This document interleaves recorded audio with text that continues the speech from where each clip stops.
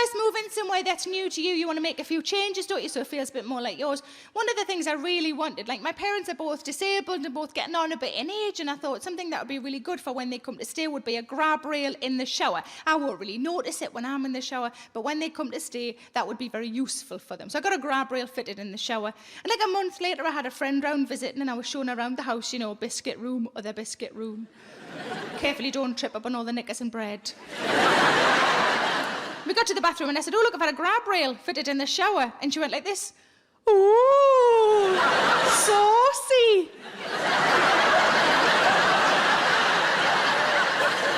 I said, I don't know what you're talking about, but I'm trying to keep pensioners upright. And I told me dad because I thought he'd find it funny, and he went, nah, for that sort of business, you need two of them.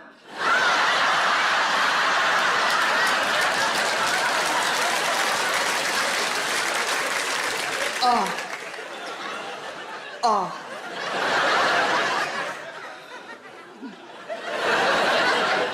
Another thing I really fancied a little stool in the bathroom. That sounds really bad. That sounds bad, doesn't it sound bad? Like a table, I suppose. One of my luxuries is I like having a cup of tea when I'm in the bath, and I thought, wouldn't it be great to have a special place to put my cup of tea? And maybe I could also put a book or a magazine on there to read in the bath. How nice would that be? And then depending on where I position the table or the stool, I could maybe reach the book or magazine from the toilet. Now, not everybody will admit to this, but I will raise my hand and say that I like to read on the toilet. Give us a cheer. Any men who like to read on the toilet? Yeah. Any women? Yeah. See, interesting, because one of my friends said to me, you don't tell people you do that, do you? I said, yeah. She said, I don't think you should. I said, why not? She said, I don't know, I don't think it's very ladylike. I said, have you seen who you're talking to? I said, and anyway, I'm not sure what you mean, because as far as I'm aware, there's nothing ladylike about doing a shit. Picture the scene. I'm sitting down, my legs are apart, my elbows are resting on my knees. I might be sweating. If it's a hard one, I could have taken my top off.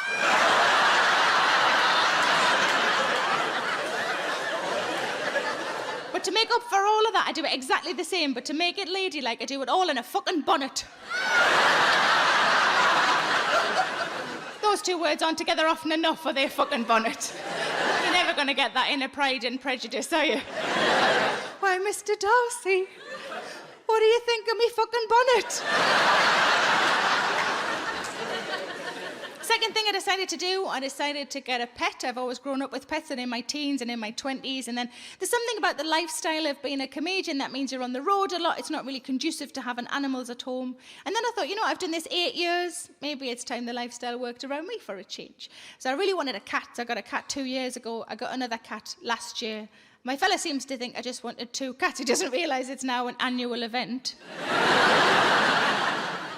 The second cat we got is a rescue cat. She was just left outside of the vets in a box overnight, just left.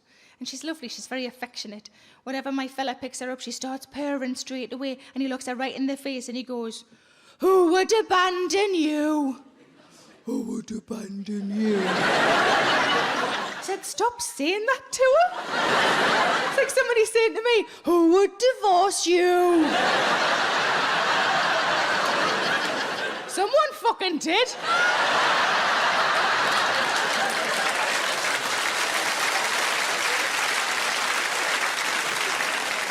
But I do worry that I tell people a bit too soon in any conversation that I've got cats. I've got cats, it's too soon, it's too soon. I've got cats, that's lovely, and your account number is...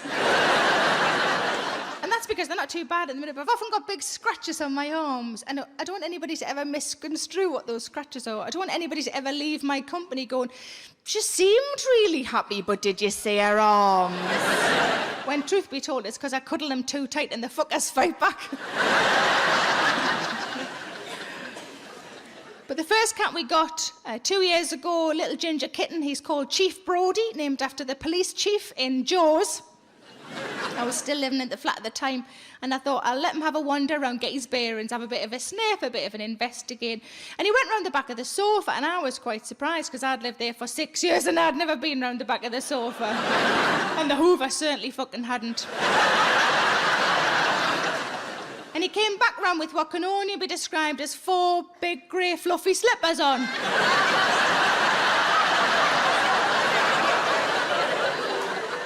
So I sent him back round to finish the job. I don't know if you've ever tried to litter train a cat. It's normally quite straightforward. Whenever they look like they're about to do something, you pick them up and you plonk them in the litter tray, you hope for the best. But Chief Brodie took a while to cotton on, kept having it laxatives, poor bugger. And at one point, my fella and I were standing over the litter tray, just looking at each other going, is there anything we could be doing to help him that we're not already doing? And my fella, because he's so lovely, he looked down at the litter tray and he went, do you want me to do a shit in it to start him off? No. No, I really don't. It would be end to end. And the cat would be like, who the fuck lives here? Aslan?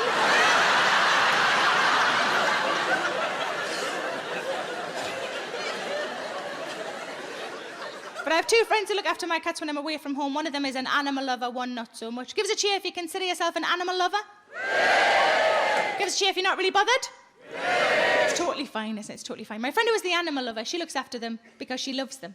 My friend who isn't the animal lover, she looks after them because she loves me. It's very sweet.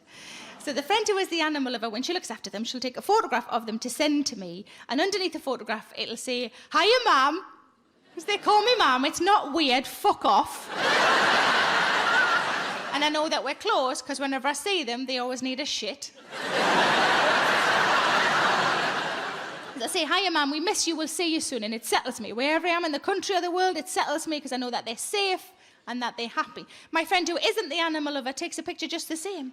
But underneath her picture, it'll say, here is the photograph you requested. They are still alive. I will check again tomorrow. But they are house cats. They don't go outside. They will go outside at some point, but I'm sort of nervous. I'm nervous for their safety, but also I'm a little bit worried about what they might bring back in with them. I know this is a thing that cats do. Have we got cat owners in tonight? Yeah. Quite a few of you. Now, I know that whatever they bring in, be it a mouse or a bird, if it's still alive, I'm to try and catch it and put it back in the garden. And if it's dead, I'm to put it in the outside bin. That's fine. But what I don't know is what I'm supposed to do if whatever they bring in is still a little bit twitchy. Has this happened to any of you? Yeah. Oh, nearly all of you. This is horrible. Let's get some suggestions what you think I should do. Let's start at the top. So anybody in the top section got a suggestion what I should do with a half-dead animal? Shout out. Put a bucket over it. Put a bucket over it. Have you done that, love? Yes. Yes. What animal was it? A bird and a mouse and a rat. A bird and a mouse and a rat at the same time? Like a tiny little rubbish zoo. So are these all separate occasions? Separate. Yes, and so you put the bucket over it until... The husband came home. Oh, until your husband came home. We've got a feminist in, girls. And then what did he do? Luckily they'd all died. Luckily they'd all died. That is the best sentence I've heard in ages. We should all start adding that on to the end of all of our stories. Luckily, they all died. Good answer, lady upstairs. Anybody in the next section down got a suggestion what I should do with a half-dead animal? Hit it with a spade. Hit it with a spade. He didn't even have to think of that, did he? Just hit it with a spade. Hit it with... have you done that, love? Yes. Yes? Was it definitely an animal? Haven't got a couple of ex-wives in your garden or anything? Anybody else in that section? CPR. Oh, the rest of you feel like such shits now. CPR. Have you done that? Yes. Yes. What animal was it, love? Cat. It was a cat. Either option one, she has not understood the question. Option two, her cat brought in another cat. I'm going to go with option two because that feels awesome to me. Anybody in the next section down got a suggestion what I should do with a half-dead animal? Give it back to us so we can finish it off. Give it back to the cat, so we can finish it off. And when you say finish it off, all right, sorry, you mean eat it? Okay, sorry, I wasn't.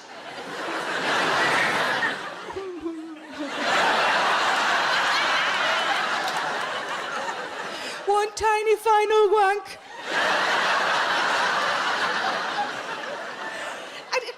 even do that because they don't have that kind of hands. They'd have to do it with its paws. Well, you've just made me mime a cat wanking off a mouse. You dirty bastards. So you mean give it back to the cat so the cat can eat it? I like that idea because that feels like good parenting, doesn't it? Because it's like, finish your tea or you're not playing out.